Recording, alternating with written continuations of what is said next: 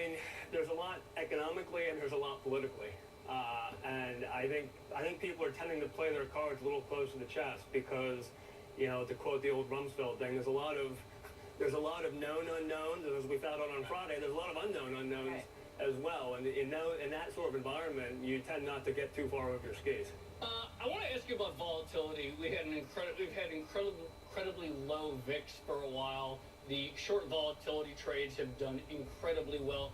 You put out a note today on the Bloomberg about what you call the free money trade getting crowded. What are we looking at here, and what do you see as the ramifications from it? Okay, so this is the short interest in the VXX exchange-traded note, which purports to mirror the total return of the VIX index, which is obviously the S&P 500 volatility index. And obviously what we see here is that the short interest has gone up tremendously over the last several years. Now, you have to be a little careful interpreting the chart because the performance of the ETN has been so bad over the years that they perpetually reverse split it. Right. So the open interest goes up.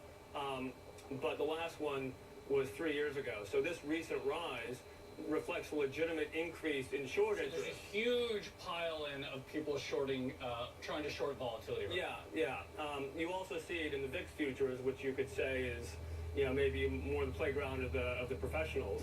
But what I would say about certainly the VIX futures, where we can get this information, is net shorts are a record in absolute terms, but as a percentage of the open interest, it's actually nowhere near a record. In fact, if you look at the longs in VIX futures, they're higher than at any point prior to last year. So